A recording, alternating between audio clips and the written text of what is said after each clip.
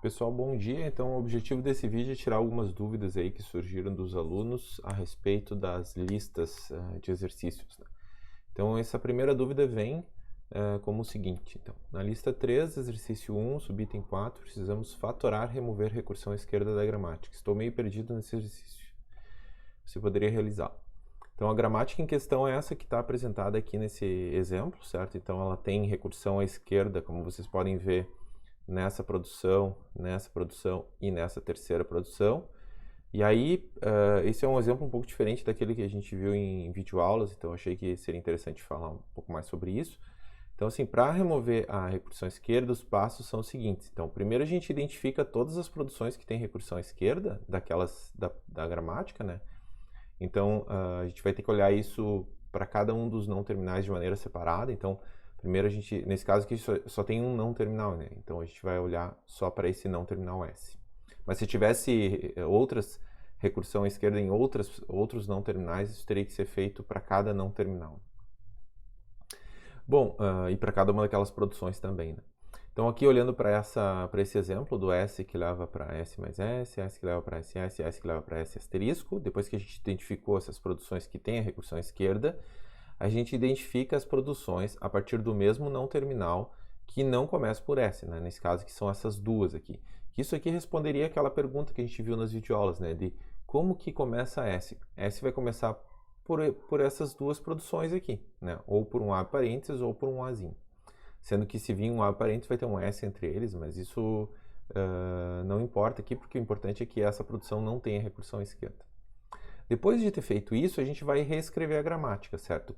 Jogando a recursão para a direita. Então, a gente vai reescrever aquelas duas produções que a gente viu, essas duas aqui, só que elas terão, então, um X depois, no final dessas duas produções. E esse X vai ser o que vai levar a recursão à direita, né?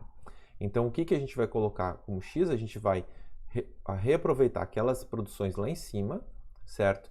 Colocando elas aqui, só que sem o S no início, colocando só o que sobra depois, no caso aqui o asterisco mais S, S ou só asterisco, que é o que a gente vê aqui no início dessas produções, e para a gente ter a recursão, a gente joga o X no final. Então, a gente tem aqui a recursão à direita. Só que para isso funcionar, o X tem que derivar para vazio também, certo? Então, a gente adiciona também o X derivando para o vazio. Claro que, no caso aqui, a gente fez uso do X que leva para vazio, né? Mas se for necessário no processo, né, a gente pode remover as produções vazias também, né? Então, nesse caso aqui, como o X leva para vazio e todas as produções aqui têm algum outro termo que não leva para vazio, né? No caso, a gente teria que reescrever todas essas produções sem o X, né? E aí remover essa produção do X que leva para vazio. Então, mas isso é o algoritmo de remoção de produções vazias que a gente viu nas videoaulas também. Então, essa seria a forma, digamos assim, mais genérica de fazer o processo, né, de remoção. Então, a gente primeiro seleciona todas que têm recursão esquerda, depois seleciona aquelas que não têm recursão esquerda e reescreve elas dessa forma. Bom, nesse mesmo exercício tem: depois realize os passos de derivações necessários para o reconhecimento das cadeias especificadas em cada item. Então, nesse caso aqui, então, são dadas duas cadeias, né? Então, são duas cadeias válidas para aquela entrada. Então, aqui eu coloquei os passos de derivação necessários para se gerar essa primeira entrada e depois, nesse passo número 2 aqui, para se gerar essa segunda entrada, né? Então, se a gente analisar, a gente começa com o símbolo inicial da gramática, que é o S. A gente sabe que a gente tem uma coisa entre parênteses, então a gente deriva para abre S, fecha X. Aqui eu estou utilizando essa gramática sem recursão à esquerda. Depois disso, a gente vai derivar aquele S no meio para AX. Depois, sempre olhando para o não terminal que está mais à esquerda, né? A gente vai derivar esse X para ele virar, então, um mais SX. Depois, esse S vai virar um AX. E aí, depois, esse X vira vazio. Esse X vira vazio. E aí, depois, a gente chega numa situação onde a gente tem o A mais A entre parênteses X. Então, esse X que está depois aqui do fecha parênteses, ele tem que virar um asterisco A. Então, sendo assim, ele deriva então para asterisco X. Depois ele deriva esse X, que é o único não terminal aqui nessa forma sentencial, deriva então para SX, que vai derivar então para o SX, o S vai derivar para AX, e aí depois esses dois X derivam para vazio, e aí eu produzo aquela entrada.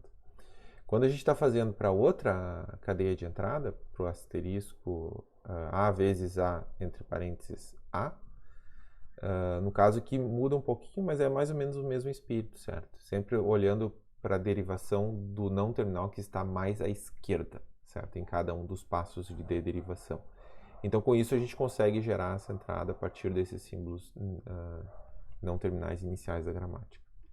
Bom, agora olhando para a lista 2, essa é uma outra dúvida que está acoplada a essa aqui, sobre esse item ainda temos na lista 2, exercício, etc., a mesma gramática e é pedido para descrevê-la. Como poderíamos descrever essa gramática se ela não me parece nada trivial para descrever? Bom, então, assim, realmente não é um processo trivial, concordo. Então, assim, em português, a gente poderia primeiro partir de alguns exemplos de entradas válidas. Então, aqui eu selecionei alguns exemplos de entrada válidas. Então, são operações aritméticas aqui, né? No caso, A mais A vezes A, que por vezes podem ser omitidas, né? Então, por exemplo, sempre antes ou depois do parênteses, a gente não é obrigado a ter o operador, né? Nesse caso aqui, né? Então, uma forma de descrever isso seriam operadores binários de soma e subtração, que a gente só tem soma e subtração aqui, né? Assumindo que o mais seria uma soma e vezes seria uma subtração, poderia significar outra coisa também, né? Então a gente poderia botar operadores binários de mais e vezes também, já que a gente pode... opa, aqui seria multiplicação. Multiplicação. Potencialmente entre parênteses para forçar uma certa precedência, onde antes e depois do parênteses o operador binário pode ser omitido. Então, assim, essa seria uma descrição em português que poderia dar origem a essa gramática, no meu entendimento. Certo? Eu acho que com isso, então, eu tiro essa segunda dúvida. Então era isso, pessoal. Muito obrigado aí pela participação com dúvidas e eu deixo um grande abraço para vocês. Tchau, tchau. Até a próxima.